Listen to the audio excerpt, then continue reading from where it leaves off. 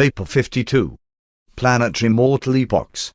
From the inception of life on an evolutionary planet to the time of its final flowering in the era of light and life, there appear upon the stage of world action at least 7 epochs of human life. These successive ages are determined by the planetary missions of the divine sons, and on an average inhabited world these epochs appear in the following order: 1. Pre-Planetary Prince Man. 2. Post-Planetary Prince Man. 3. Post-Adamic Man. 4. Post-Magisterial Sun Man. 5. Post-Bestowal Sun Man. 6. Post-Teacher Sun Man. 7. The era of light and life. The worlds of space, as soon as they are physically suitable for life, are placed on the registry of the life carriers, and in due time these suns are dispatched to such planets for the purpose of initiating life. The entire period from life initiation to the appearance of man is designated the pre-human era and precedes the successive mortal epochs considered in this narrative. 1. Primitive man. From the time of man's emergence from the animal level, when he can choose to worship the Creator, to the arrival of the planetary prince, mortal creatures are called primitive men. There are 6 basic types or races of primitive men, and these early peoples successively appear in the order of the spectrum colors, beginning with the red. The length of time consumed in this early life evolution varies greatly on the different worlds, ranging from 150,000 years to over 1 million years of Urantia time. The evolutionary races of color, red, orange, yellow, green, blue, and indigo, begin to appear about the time that primitive man is developing a simple language and is beginning to exercise the creative imagination. By this time man is well accustomed to standing erect. Primitive men are mighty hunters and fierce fighters. The law of this age is the physical survival of the fittest. The government to these times is wholly tribal. During the early racial struggles on many worlds, some of the evolutionary races are obliterated, as occurred on Urantia. Those who survive are usually subsequently blended with the later imported violet race, the Adamic peoples. In the light of subsequent civilization, this era of primitive man is a long, dark, and bloody chapter. The ethics of the jungle and the morals of the primeval forests are not in keeping with the standards of later dispensations of revealed religion and higher spiritual development. On normal and non-experimental worlds this epoch is very different from the prolonged and extraordinarily brutal struggles which characterized this age on Urantia. When you have emerged from your first world experience, you will begin to see why this long and painful struggle on the evolutionary worlds occurs, and as you go forward in the paradise path, you will increasingly understand the wisdom of these apparently strange doings. But notwithstanding all the vicissitudes of the early ages of human emergence, the performances of primitive man represent a splendid, even a heroic, chapter in the annals of an evolutionary world of time and space. Early evolutionary man is not a colorful creature. In general, these primitive mortals are cave dwellers or cliff residents. They also build crude huts in the large trees. Before they acquire a high order of intelligence, the planets are sometimes overrun with the larger types of animals. But early in this era mortals learn to kindle and maintain fire, and with the increase of inventive imagination and the improvement in tools, evolving man soon vanquishes the larger and more unwieldy animals. The early races also make extensive use of the larger flying animals. These enormous birds are able to carry 1 or 2 average-sized men for a non-stop flight of over 500 miles. On some planets these birds are of great service since they possess a high order of intelligence, often being able to speak many words of the languages of the realm. These birds are most intelligent, very obedient, and unbelievably affectionate. Such passenger birds have been long extinct on Urantia, but your early ancestors enjoyed their services. Man's acquirement of ethical judgment, moral will, is usually coincident with the appearance of early language. Upon attaining the human level, after this emergence of mortal will, these beings become receptive to the temporary indwelling of the divine adjusters, and upon death many are duly elected as survivors and sealed by the archangels for subsequent resurrection and spirit fusion. The archangels always accompany the planetary princes, and a dispensational adjudication of the realm is simultaneous with the prince's arrival. All mortals who are indwelt by thought adjusters are potential worshippers. They have been lighted by the true light, and they possess capacity for seeking reciprocal contact with divinity. Nevertheless, the early or biologic religion of primitive man is largely a persistence of animal fear coupled with ignorant awe and tribal superstition. The survival of superstition in the Urantia races is hardly complementary to your evolutionary development, nor compatible with your otherwise splendid achievements in material progress. But this early fear religion serves a very valuable purpose in subduing the fiery tempers of these primitive creatures. It is the forerunner of civilization and the soil for the subsequent planting of the seeds of revealed religion by the planetary prince and his ministers. Within 100,000 years from the time man acquires erect posture, the planetary prince usually arrives, having been dispatched by the system sovereign upon the report of the life carriers that will is functioning, even though comparatively few individuals have thus developed. Primitive mortals usually welcome the planetary prince and his visible staff. In fact, they often look upon them with awe and reverence, almost with worshipfulness, if they are not restrained. 2. Post-Planetary Prince Man. With the arrival of the planetary prince, a new dispensation begins. Government appears on Earth, and the advanced tribal epoch is attained. Great social strides are made during a few thousand years of this regime. Under normal conditions, mortals attain a high state of civilization during this age. They do not struggle so long in barbarism as did the Urantia races. But life on an inhabited world is so changed by rebellion that you can have little or no idea of such a regime on a normal planet. The average length of this dispensation is around 500,000 years, some longer, some shorter. During this era the planet is established in the circuits of the system, and a full quota of seraphic and other celestial helpers is assigned to its administration. The thought adjusters come in increasing numbers, and the seraphic guardians amplify their regime of mortal supervision. When the planetary prince arrives on a primitive world, the evolved religion of fear and ignorance prevails. The prince and his staff make the first revelations of higher truth and universe organization. These initial presentations of revealed religion are very simple, and they usually pertain to the affairs of the local system. Religion is wholly an evolutionary process prior to the arrival of the planetary prince. Subsequently, religion progresses by graduated revelation as well as by evolutionary growth. Each dispensation, each mortal epoch, receives an enlarged presentation of spiritual truth and religious ethics. The evolution of the religious capacity of receptivity in the inhabitants of a world largely determines their rate of spiritual advancement and the extent of religious revelation. This dispensation witnesses a spiritual dawn, and the different races and their various tribes tend to develop specialized systems of religious and philosophic thought.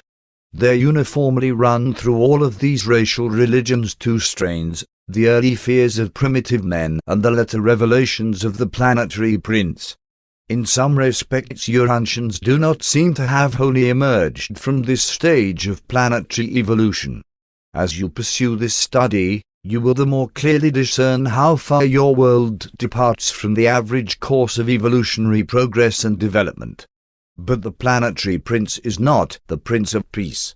Racial struggles and tribal wars continue over into this dispensation, but with diminishing frequency and severity. This is the great age of racial dispersion, and it culminates in a period of intense nationalism. Color is the basis of tribal and national groupings, and the different races often develop separate languages. Each expanding group of mortals tends to seek isolation. This segregation is favored by the existence of many languages. Before the unification of the several races, their relentless warfare sometimes results in the obliteration of whole peoples. The orange and green men are particularly subject to such extinction. On average worlds, during the latter part of the prince's rule, national life begins to replace tribal organization, or rather to be superimposed upon the existing tribal groupings. But the great social achievement of the prince's epoch is the emergence of family life. Heretofore, human relationships have been chiefly tribal. Now, the home begins to materialize.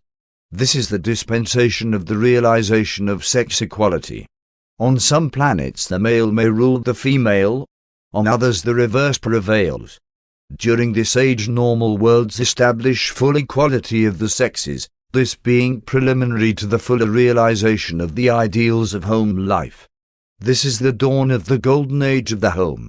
The idea of tribal rule gradually gives way to the dual concept of national life and family life. During this age agriculture makes its appearance. The growth of the family idea is incompatible with the roving and unsettled life of the hunter. Gradually the practices of settled habitations and the cultivation of the soil become established. The domestication of animals and the development of home arts proceed apace. Upon reaching the apex of biologic evolution, a high level of civilization has been attained, but there is little development of a mechanical order. Invention is the characteristic of the succeeding age. The races are purified and brought up to a high state of physical perfection and intellectual strength before the end of this era. The early development of a normal world is greatly helped by the plan of promoting the increase of the higher types of mortals with proportionate curtailment of the lower. And it is the failure of your early peoples to thus discriminate between these types that accounts for the presence of so many defective and degenerate individuals among the present-day Urantia races. One of the great achievements of the age of the prince is this restriction of the multiplication of mentally defective and socially unfit individuals. Long before the times of the arrival of the second sons, the Adams, most worlds seriously address themselves to the tasks of race purification, something which the Urantia peoples have not even yet seriously undertaken.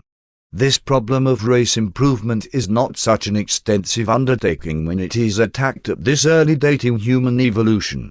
The preceding period of tribal struggles and rugged competition in race survival has weeded out most of the abnormal and defective strains. An idiot does not have much chance of survival in a primitive and warring tribal social organization. It is the false sentiment of your partially perfected civilizations that fosters, protects, and perpetuates the hopelessly defective strains of evolutionary human stocks. It is neither tenderness nor altruism to bestow futile sympathy upon degenerated human beings, unsalvable abnormal and inferior mortals. There exist on even the most normal of the evolutionary world sufficient differences between individuals and between numerous social groups to provide for the full exercise of all those noble traits of altruistic sentiment and unselfish mortal ministry without perpetuating the socially unfit and the morally degenerate strains of evolving humanity.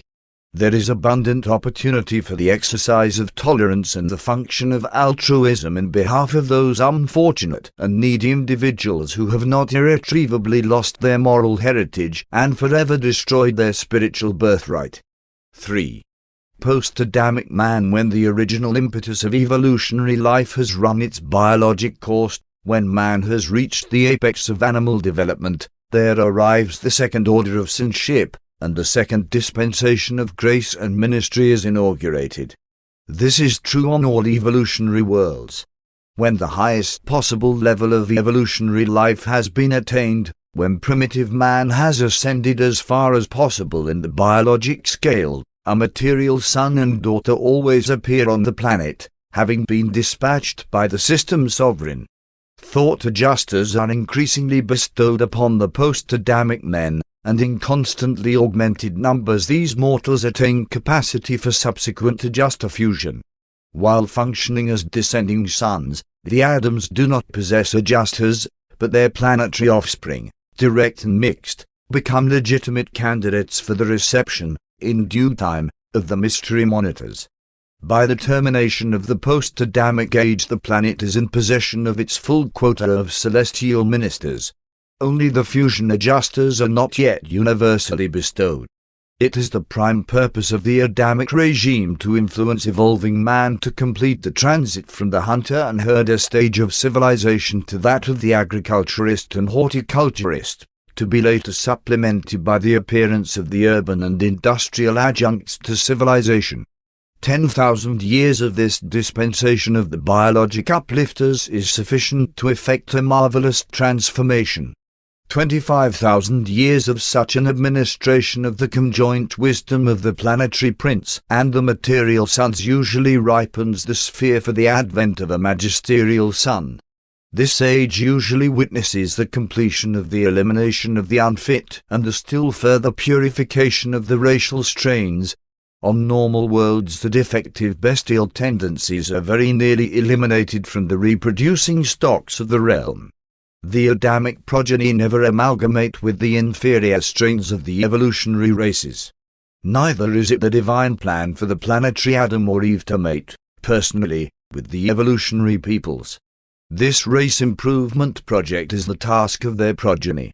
But the offspring of the material son and daughter are mobilized for generations before the racial amalgamation ministry is inaugurated.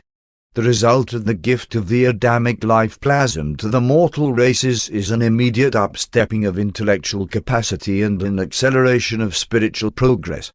There is usually some physical improvement also.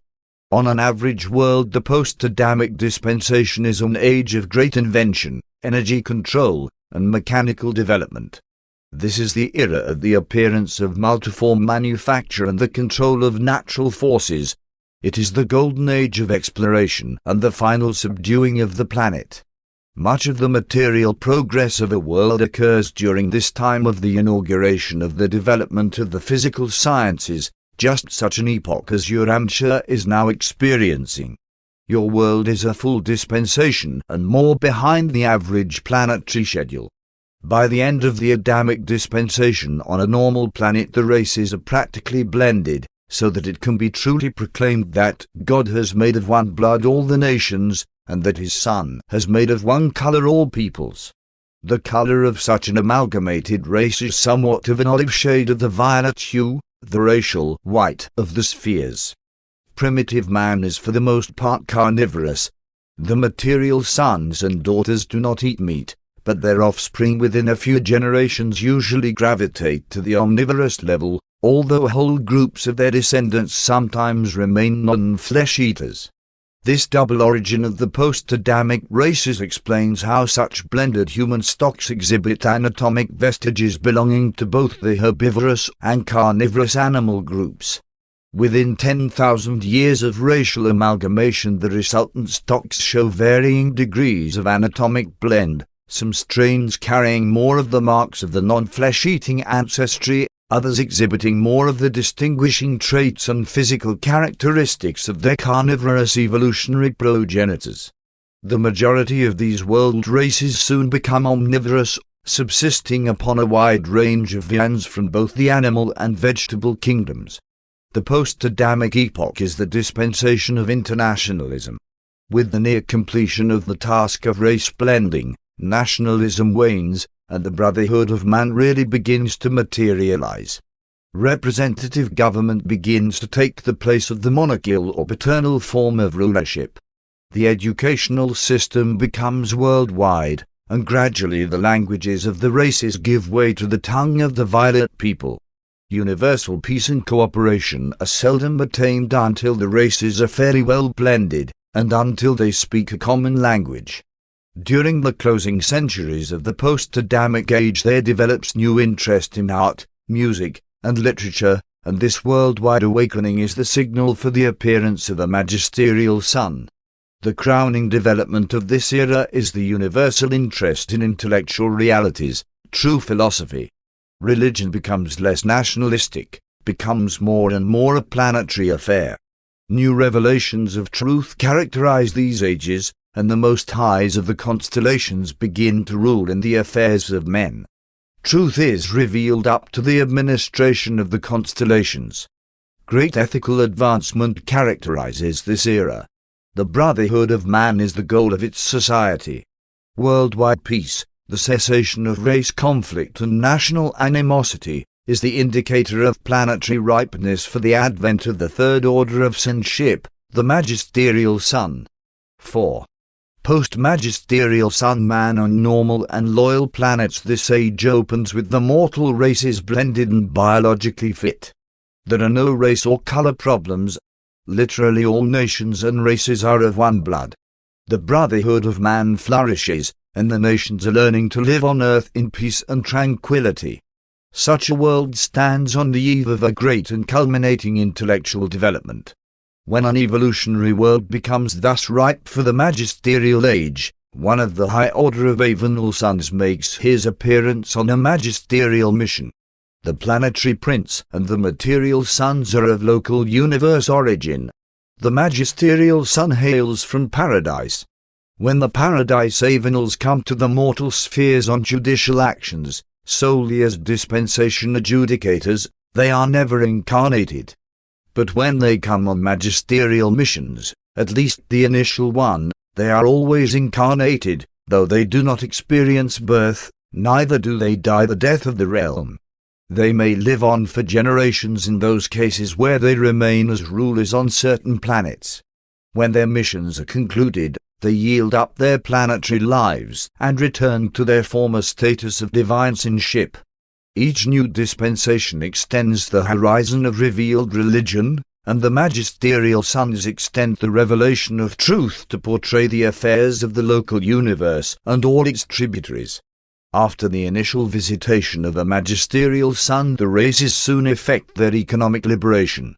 The daily work required to sustain one's independence would be represented by 2.5 hours of your time.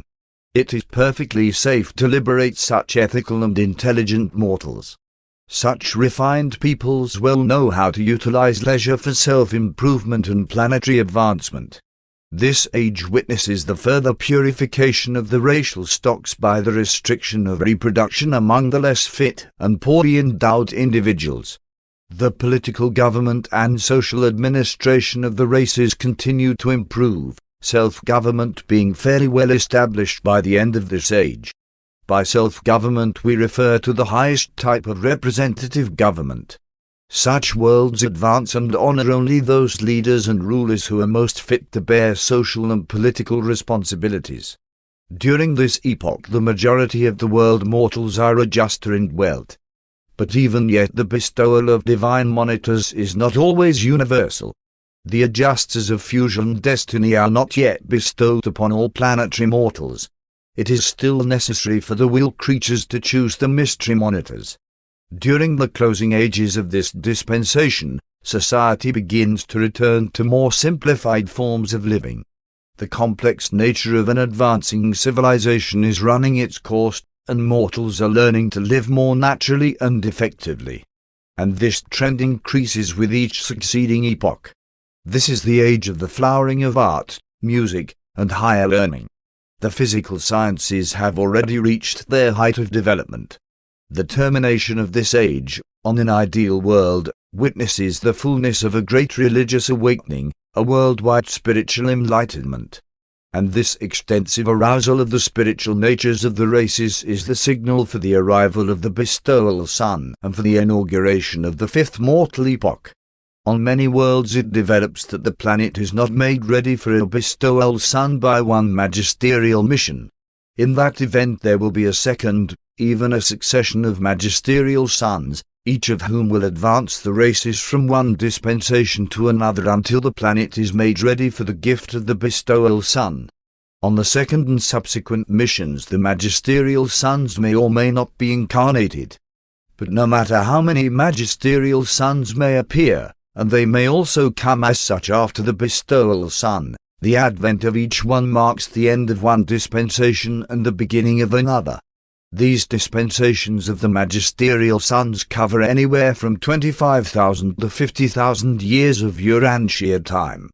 Sometimes such an epoch is much shorter, and in rare instances even longer. But in the fullness of time one of these same magisterial sons will be born as the paradise bestowal sun. 5. Post-Bestowal Sun Man. When a certain standard of intellectual and spiritual development is attained on an inhabited world, a paradise bestowal sun always arrives. On normal worlds he does not appear in the flesh until the races have ascended to the highest levels of intellectual development and ethical attainment. But on Urantia the bestowal sun, even your own creator sun, appeared at the close of the Adamic dispensation, but that is not the usual order of events on the worlds of space. When the worlds have become ripe for spiritualization, the bestowal sun arrives. These suns always belong to the magisterial or avenal order, except in that case, once in each local universe, when the creator sun prepares for his terminal bestowal on some evolutionary world, as occurred when Michael of Nebadan appeared on Urantia to bestow himself upon your mortal races. Only one world in near 10 million can enjoy such a gift. All other worlds are spiritually advanced by the bestowal of a paradise sun of the avenal order. The bestowal sun arrives on a world of high educational culture and encounters a race spiritually trained and prepared to assimilate advanced teachings and to appreciate the bestowal mission. This is an age characterized by the worldwide pursuit of moral culture and spiritual truth. The mortal passion of this dispensation is the penetration of cosmic reality and communion with spiritual reality. The revelations of truth are extended to include the superior universe. Entirely new systems of education and government grow up to supplant the crude regimes of former times. The joy of living takes on new color, and the reactions of life are exalted to heavenly heights of tone and timbre. The bestowal sun lives and dies for the spiritual uplift of the mortal races of the world. He establishes that new and living way. His life is an incarnation of paradise truth in mortal flesh, that very truth, even the spirit of truth, in the knowledge of which men shall be free. On Urantia the establishment of this new and living way was a matter of fact as well as of truth. The isolation of Urantia in the Lucifer rebellion had suspended the procedure whereby mortals can pass, upon death, directly to the shores of the mansion worlds. Before the days of Christ Michael on Urantia all souls slept on until the dispensational or special millennial resurrections. Even Moses was not permitted to go over to the other side until the occasion of a special resurrection, the fallen planetary prince, Caligastia, contesting such a deliverance. But ever since the day of Pentecost, Urantia mortals again may proceed directly to the Morantia spheres.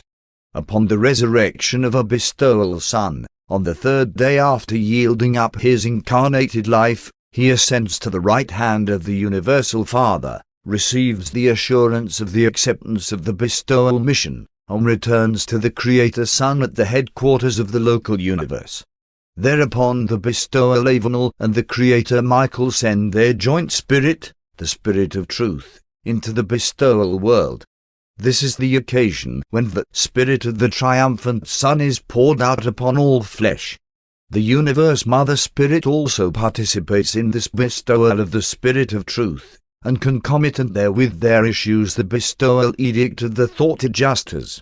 Thereafter all normal-minded creatures of that world will receive adjusters as soon as they attain the age of moral responsibility, of spiritual choice. If such a bestowal avenal should return to a world after the bestowal mission, he would not incarnate but would come in glory with the seraphic hosts.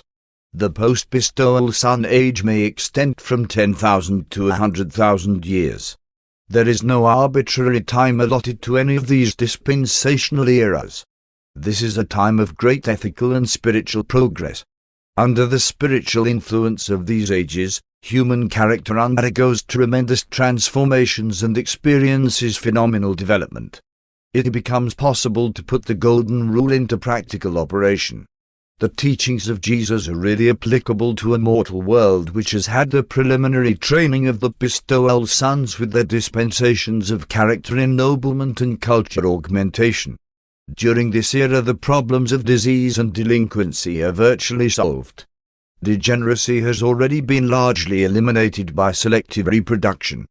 Disease has been practically mastered through the higher resistant qualities of the Adamic strains and by the intelligent and worldwide application of the discoveries of the physical sciences of preceding ages. The average length of life, during this period, climbs well above the equivalent of 300 years of Urantia time. Throughout this epoch there is a gradual lessening of governmental supervision. True self-government is beginning to function. Fewer and fewer restrictive laws are necessary. The military branches of national resistance are passing away. The era of international harmony is really arriving. There are many nations, mostly determined by land distribution, but only one race, one language, and one religion. Mortal affairs are almost, but not quite, utopian. This truly is a great and glorious age. 6. Urantia's post-bestowal age. The bestowal sun is the Prince of Peace. He arrives with the message, peace on earth and goodwill among men. On normal worlds this is a dispensation of worldwide peace. The nations no more learn war. But such salutary influences did not attend the coming of your bestowal son, Christ Michael. Urantia is not proceeding in the normal order. Your world is out of step in the planetary procession. Your master, when on earth, warned his disciples that his advent would not bring the usual reign of peace on Urantia. He distinctly told them that there would be wars and rumors of wars, and that nation would rise against nation. At another time he said, "Think not that one have come to bring peace upon earth." Even on normal evolutionary worlds the realization of the worldwide brotherhood of man is not an easy accomplishment. On a confused and disordered planet like Urantia such an achievement requires a much longer time and necessitates far greater effort. Unaided social evolution can hardly achieve such happy results on a spiritually isolated sphere. Religious revelation is essential to the realization of brotherhood on Urantia. While Jesus has shown the way to the immediate attainment of spiritual brotherhood, the realization of social brotherhood on your world depends much on the achievement of the following personal transformations and planetary adjustments. 1. Social fraternity. Multiplication of international and interracial social contacts and fraternal associations through travel, commerce, and competitive play. Development of a common language and the multiplication of multilinguists. The racial and national interchange of students, teachers, industrialists, and religious philosophers. 2. Intellectual cross-fertilization. Brotherhood is impossible on a world whose inhabitants are so primitive that they fail to recognize the folly of unmitigated selfishness. There must occur an exchange of national and racial literature. Each race must become familiar with the thought of all races. Each nation must know the feelings of all nations. Ignorance breeds suspicion, and suspicion is incompatible with the essential attitude of sympathy and love. 3. Ethical awakening. Only ethical consciousness can unmask the immorality of human intolerance and the sinfulness of fratricidal strife. Only a moral conscience can condemn the evils of national envy and racial jealousy. Only moral beings will ever seek for that spiritual insight which is essential to living the golden rule. 4. Political wisdom. Emotional maturity is essential to self-control. Only emotional maturity will ensure the substitution of international techniques of civilized adjudication for the barbarous arbitrament of war. Wise statesmen will sometime work for the welfare of humanity even while they strive to promote the interest of their national or racial groups. Selfish political sagacity is ultimately suicidal, destructive of all those enduring qualities which ensure planetary group survival. 5. Spiritual insight. The brotherhood of man is, after all, predicated on the recognition of the fatherhood of God. The quickest way to realize the brotherhood of man on Urantia is to effect the spiritual transformation of present-day humanity. The only technique for accelerating the natural trend of social evolution is that of applying spiritual pressure from above, thus augmenting moral insight while enhancing the soul capacity of every mortal to understand and love every other mortal. Mutual understanding and fraternal love are transcendent civilizers and mighty factors in the worldwide realization of the brotherhood of man. If you could be transplanted from your backward and confused world to some normal planet now in the Post-Bestowal Sun Age, you would think you had been translated to the heaven of your traditions. You would hardly believe that you were observing the normal evolutionary workings of a mortal sphere of human habitation. These worlds are in the spiritual circuits of their realm, and they enjoy all the advantages of the universe broadcasts and the reflectivity services of the superuniverse. 7. Post-Teacher Sun Man. The sons of the next order to arrive on the average evolutionary world are the Trinity Teacher Sons, the divine sons of the Paradise Trinity. Again we find Urantia out of step with its sister spheres, and that your Jesus has promised to return. That promise he will certainly fulfill, but no one knows whether his second coming will precede or follow the appearances of magisterial or teacher sons on Urantia. The teacher sons come in groups to the spiritualizing worlds. A planetary teacher son is assisted and supported by 70 primary sons, 12 secondary sons, and 3 of the highest and most experienced of the supreme order of Daniels. This core will remain for some time on the world, long enough to effect the transition from the evolutionary ages to the era of light and life, not less than 1,000 years of planetary time, and often considerably longer. This mission is a Trinity contribution to the antecedent efforts of all the divine personalities who have ministered to an inhabited world. The revelation of truth is now extended to the central universe and to paradise.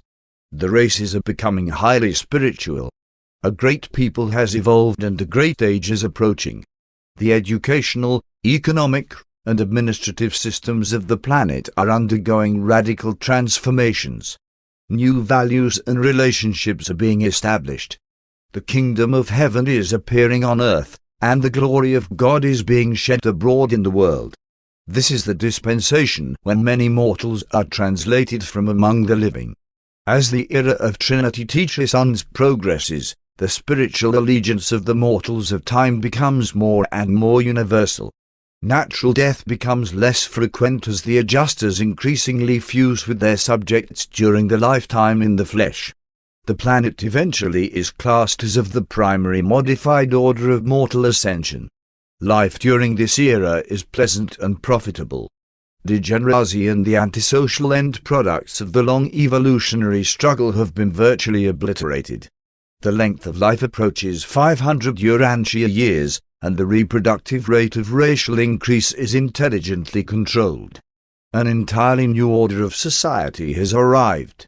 There are still great differences among mortals, but the state of society more nearly approaches the ideals of social brotherhood and spiritual equality. Representative government is vanishing, and the world is passing under the rule of individual self-control. The function of government is chiefly directed to collective tasks of social administration and economic coordination. The Golden Age is coming on apace. The temporal goal of the long and intense planetary evolutionary struggle is in sight. The reward of the ages is soon to be realized.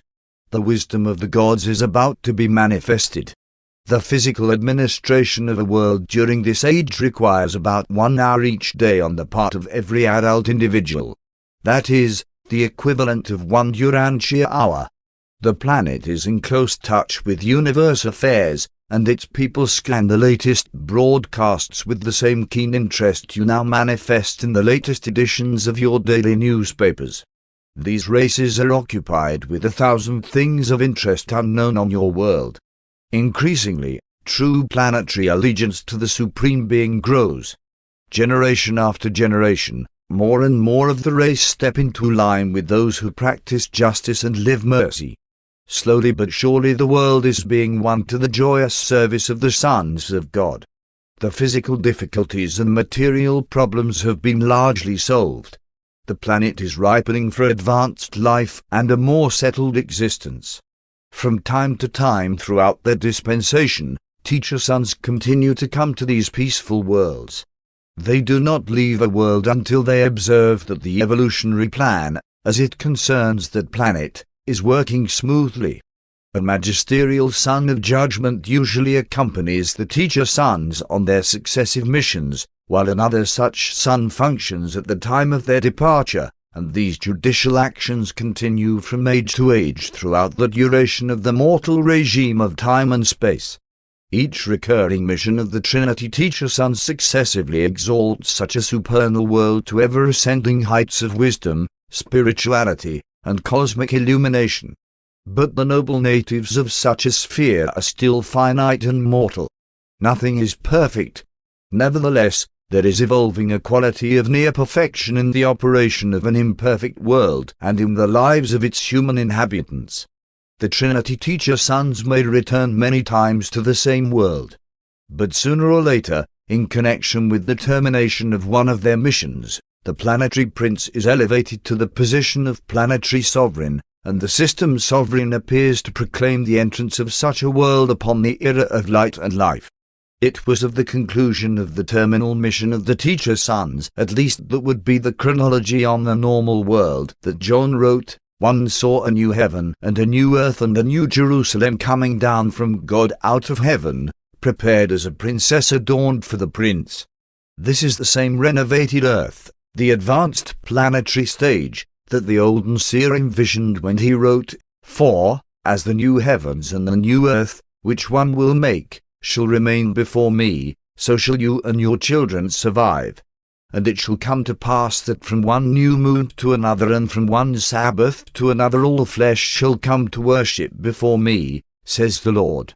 It is the mortals of such an age who are described as a chosen generation, a royal priesthood, a holy nation, an exalted people. And you shall show forth the praises of him who has called you out of darkness into this marvelous light. No matter what the special natural history of an individual planet may be, no difference whether a realm has been wholly loyal, tainted with evil, or cursed by sin, no matter what the antecedent may be, sooner or later the grace of God and the ministry of angels will usher in the day of the advent of the Trinity Teacher Sons, and their departure, following their final mission, will inaugurate this superb era of light and life. All the worlds of Satania can join in the hope of the one who wrote, "Nevertheless we, according to his promise, look for a new heaven and a new earth, wherein dwells righteousness. Wherefore, beloved, seeing that you look for such things, be diligent that you may be found by him in peace, without spot and blameless." The departure of the Teacher Son Corps, at the end of their first or some subsequent train, ushers in the dawn of the era of light and life, the threshold of the transition from time to the vestibule of eternity. The planetary realization of this era of light and life far more than equals the fondest expectations of Urantia mortals who have entertained no more far-seeing concepts of the future life than those embraced within religious beliefs which depict heaven as the immediate destiny and final dwelling place of surviving mortals. Sponsored by a mighty messenger temporarily attached to the staff of Gabriel.